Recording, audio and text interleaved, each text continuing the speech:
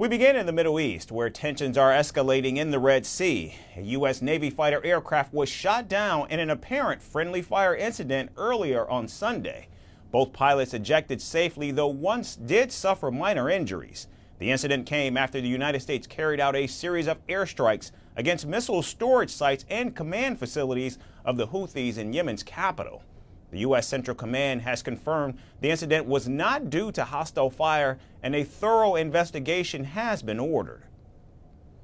The guided missile cruiser USS Gettysburg, which is part of the USS Harry S Truman carrier strike group, mistakenly fired on and hit the F-A-18, which was flying off the USS Harry S Truman. The Houthis claim the responsibility for downing the American aircraft. However, there's no merit to their claims. The armed forces have successfully thwarted an American-British attack on our country, during which the USS Harry S Truman aircraft carrier and several of its destroyers were targeted in conjunction with the start of the aggressive attack on our country last night. The operation was executed with 8 cruise missiles and 17 drones, and by the grace of Allah, the operation resulted in, first, the downing of an F-A-18 aircraft while the destroyers were attempting to intercept Yemeni drones and missiles.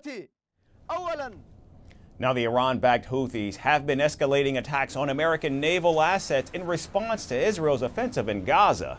In fact, over the weekend, the group fired another ballistic missile at Tel Aviv, injuring at least 16 people. In 3 a.m., we call for this scene to save life after a missile. We don't know exactly, it is under check what exactly happened here, but our forces, Home Front Command, came very early to the area together with the fire department, the police, and Tel Aviv municipality. And together we are treating right now in this event.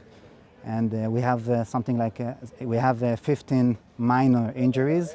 And right now we search for any serious injuries, but everything is under control. Israeli Prime Minister Benjamin Netanyahu has vowed retaliation, labeling the Houthis the last arm of Iran's axis of evil.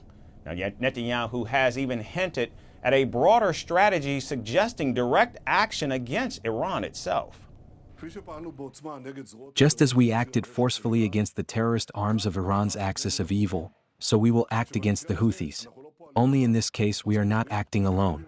The U.S. and other countries see the Houthis as a threat not only to international shipping, but to the international order. Therefore, we will act forcefully with determination and sophistication. I tell you, even if it takes time, the result will be the same, just as against the other terrorist arms. Now, as the situation unfolds, tensions show no signs of abating, and the Houthis have vowed to continue their strikes until there is a ceasefire in Gaza. Meanwhile, the United States and Israel have ordered their respective forces to prepare for further retaliation. With whispers of Israeli plans to confront Iran directly, the region is teetering on the brink of a broader conflict. What happens next could reshape the balance of power in the Middle East.